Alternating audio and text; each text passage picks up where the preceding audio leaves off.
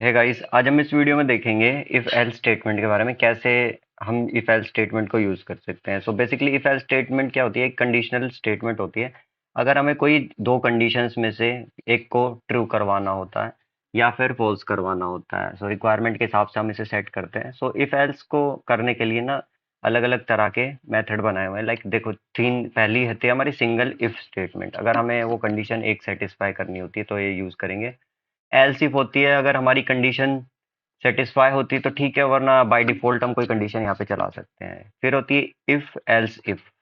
सो ये कंडीशन क्या करती है? अगर हमारी कंडीशन मैच करती है तो वेल गुड, एंड अगर मैं नहीं मैच करती तो उसके आगे हमारा जो है एल्स इफ चलते जाएगा जितने हम चाहें इसमें। सो इसमें बेसिकली नेस्टिंग भी होती है, समझ गए? नेस्टिंग का मतलब है, लाइक मैंने अगर एक इफ स्टेटमेंट बना दी मैंने, ठीक है, उसके अंदर मैं एक और इफ बना सकता हूँ, उसके अंदर मैं एक और इफ बना सकता हूँ। सो इस तरह से हम इसमें नेस्टिंग भी कर सकते हैं। सो किस तरह से हम इसे करेंगे परफॉर्म? तो सीधे चलते हैं हम वीएस कोड में। सो हमें हमारा एक फोल्डर पे सीधे वीएस कोड में ओपन करते हैं इसे। ठीक है, सो यहाँ पे हम एक फाइल बना लेंगे। ठीक है, मैंने इसका नाम रखा है if else dot H T M L रख दिया। ठीक है, सो ये बेसिक हमारा ब्लॉक हो गया यहाँ पे डॉक्यूमेंट का। सो मैंने टाइटल रख दिया इसका इफ एल्स। ठीक है, सो अब सबसे पहले देखो क्या करना है हमने। सबसे पहले हम क्या करेंगे, हमारी इसमें जावास्क्रिप्ट लगानी है। तो जावास्क्रिप्ट यूज करने के लिए हम स्क्रिप्ट टैग को यूज करते हैं। बट अब हम इसमें क्या करते हैं, लाइक अब हम यहाँ से रेफरेंस लेंगे जे क्वेरी का। ठीक है, सो जे क्वेरी को डालने के लिए हम क्या करेंगे, तो यहाँ पे जे क्वेरी सीडीएन लिखते हैं और इसके ऑफिशियल वेबसाइट से मिनिफाइड वर्जन यहाँ से डाउनलोड कर लेंगे। सीधे कॉपी किया हमने एंड यहाँ पे हम डाल देते हैं। ठीक है, ये सीडीएन है, सो डॉट डायरेक्टली ऑनलाइन से चलेगी यहाँ पे। ठीक है, अब हमें क्या करना है देखो, लाइक अब मैं क्या करता हूँ, यहाँ पे एक इनपुट टैग बना लेते हैं। ठीक है, इसका टाइप हमने टेक्स्ट रख लिया। ठीक है, सिंपल ये मैंने चला दिया यहाँ पे एक टेक्स्ट बॉक्स। अब देखो इसको सीधे हम रन कर लेते हैं पहले।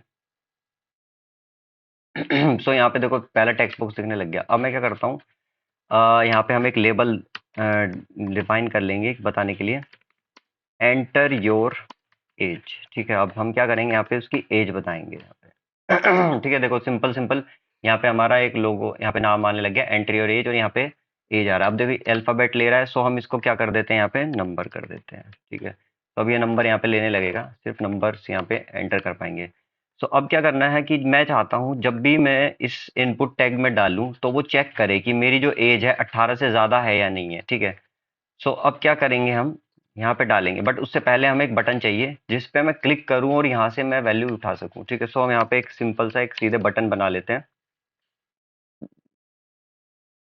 चेक एज नेम मैंने इसका दे दिया। ठीक है, तो देखो यहाँ पे एक बटन आ गया चेक एज का। ठीक है, अब क्या करते हैं, हम सीधे यहाँ पे हम एक ऑन क्लिक फंक्शन बना लेंगे। इसका मैंने नाम रख दिया चेक एज। ठीक है, सिंपल बना लिया मैंने। अब क्या करते हैं, इसको नीचे डिफाइन कर लेंगे फंक्शन को। तो फंक्शंस क्या होते हैं, कैसे बनाना है, यूज करना है, ये हम अभी आगे और प्रीवियस वीडियोस में हमने नेक्स्ट वीडियोस में सॉरी देख लेंगे। तो अब क्या करना है हमने, यहाँ पे देखो ये फंक्शन बना लिया। जब भी इस बटन पे मैं क्लिक करूंगा ये फंक्शन कॉल होगा हमारा। ठीक है, एंड इसमें हम हमारे स्टेटमेंट्स को लिखेंगे। कैसे लिखेंगे, अब देखो मेरे को ये नंबर चाहिए, तो मेरे को क्या चाहिए होता है, लास्ट प्रीवियस वीडियोस में हमने देखा था कि हमें कोई भी वैल्यू किसी में अगर डालनी है या उठानी है तो उससे क्या करते हैं, हम आईडी से हम उसको लेते हैं। सो मैंने इसका नाम रख लिया टी एक्स टी एज। ठीक है, सो इससे मैं उठा लूंगा। अब क्या करेंगे हम, मैंने एक वेरिएबल ले लिया let age is equal to, अब कैसे उठाते हैं हम, document dot get element by ID एक हमारा फंक्शन होता है जावास्क्रिप्ट में। सो इससे हम उठा लेंगे, यहाँ पे आईडी पास करते हैं एंड डायरेक्ट सिंपल हम यहाँ पे वैल्यू रख देंगे। ठीक है, अब क्या करेंगे, जब भी क्लिक करेगा ये इस बटन पे, सो इसमें जो वैल्यू होगी वो कहाँ साइन हो जाएगी, मेरे एज पैरामीटर के अंदर। सो सिंपल अब हम यहाँ पे यूज करेंगे इफ एल्स को। सबसे पहले हम क्या करते हैं, यहाँ पे देखेंगे हम इफ स्टेटमेंट को कैसे यूज कर सकते हैं। ठीक है, अगर सिंपल इफ लिखनी है मेरे को, इफ लिखा मैंने। ठीक है, अब मैं यहाँ पे हमारी एक्सप्रेशन डालूंगा। एक्सप्रेशन क्या होगा, यहाँ पे कंडीशन होगी, लाइक मेरी एज इज ग्रेटर देन 18, मैंने डाल दिया। ठीक है, सो मैं क्या करूंगा, यहाँ पे एक अलर्ट करवा लूंगा, you are verified by age. ठीक है, कि अगर वो 18 से बड़ा है तो वेरीफाई कर ले, वरना कुछ नहीं होगा, क्योंकि हमने एल्स का एल्स पार्ट लिखा नहीं। देखो अब मैं करता हूँ इसको दोबारा से यहाँ पे। ठीक है, तो अब मैं लिखता हूँ यहाँ पे 12, देखो कुछ नहीं हुआ। अब मैं लिखता हूँ यहाँ पे 19। ठीक है, सो देखो यहाँ पे आ गया वेरीफाइड एज हो गया। ये क्यों हुआ, क्योंकि मैंने यहाँ कंडीशन लगाई है इफ स्टेटमेंट की कि भैया इसकी जो एज है वो होनी चाहिए 18 से बड़ी। ठीक है, सो छोटे के केस में कुछ नहीं हो रहा, है ना? मैं चाहता था इसमें भी कुछ दिख जाए कि यू आर नॉट एलिजिबल, तो उस केस में हम हमारी नेक्स्ट स्टेटमेंट यूज करेंगे इफ एल्स स्टेटमेंट। तो इसके लिए क्या करेंगे, हम सिंपल बस लास्ट में एल्स लिख देंगे यहाँ पे। ठीक है, एल्स में कोई डिफॉल्ट दे देंगे, you are in teen age. ठीक है, बस इस तरह से दे दिया। अब मैं क्या करता हूँ यहाँ पे, दोबारा से इसको रिफ्रेश कर लेते हैं, अब चलाते हैं। मैं लिखा 12। ठीक है, देखो you are in teen age आ गया। अब मैं लिखता हूँ यहाँ पे 20, तो देखो यहाँ पे you are verified by your age आ गया है। तो ठीक है, अब मैं डाला हूँ, ये वेरीफाई हो गया यहाँ पे। ठीक है, ये अब हमने इसमें देखो दो स्टेटमेंट देख ली, इफ और इफ एल्स। अब देखते हैं इफ एल्स इफ। ये क्या करता है कि मान लो एज हमारी 18 से बड़ी है तो चल गया, ठीक है, वरना ये एल्स। अब मैं क्या करता हूँ, मेरे को चाहिए कि मैं चेक कर लूँ 18 तो हो। अब वो चाहता हूँ मैं 18 भी हो और 19 भी हो, तो मैं यहाँ पे क्या करूंगा, एल्स इफ लिख दूंगा यहाँ पे। ठीक है, इसका मतलब क्या हो जाएगा, ये वाला नहीं तो ये वाला, वरना हमारा एल्स वाला बाय डिफॉल्ट तो चल ही रहा है, ये हो जाएगा। ठीक है, अब मैं क्या करता हूँ, मेरी जो एज है वो बराबर हो जाए 18 के। ठीक है, अब यहाँ के लगा देता हूँ एंड एक मैं दूसरी कंडीशन भी लगा देता हूँ, एज इक्वल इक्वल 19। ठीक है, तो अब इसमें मैंने ऐसी एक रैंडम कंडीशन बना दी है। ठीक है, सो अब मैं क्या करता हूँ, यू आर एज वेरीफाइड होगा।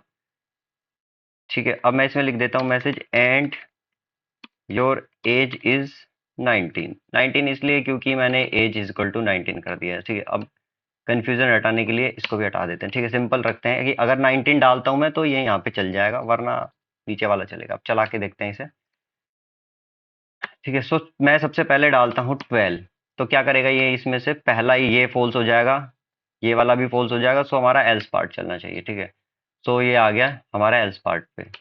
अब मैं डालता हूँ हमारी एज 18। ठीक है, देखो ये अभी टीन एज बोल रहा है क्योंकि मैंने यहाँ पे क्या लगाया, ग्रेटर देन होना चाहिए। ठीक है, सो इसलिए एल्स में चले जा रहा है, बट अब मैं यहाँ पे देता हूँ 19। ठीक है, so your you are verified by age. ठीक है, सो क्या हुआ, इसने ये वाला कंडीशन चल गया यहाँ पे। ठीक है, क्योंकि 18 से बड़ी हुई, ये इसके अंदर नहीं गया। सो इसे ठीक करने के लिए हम क्या कर सकते हैं, and age not equal to 19। देखो अब क्या हो गया, ये वाली जब भी मैं 19 डालूंगा फॉल्स हो जाएगी और ये वाली यहाँ पे चल जाएगी। अब मैं डालता हूँ यहाँ पे 19, तो देखो यहाँ पे आ गया एज। तो इस तरह से हम इफ एल्स लगा सकते हैं। ठीक है,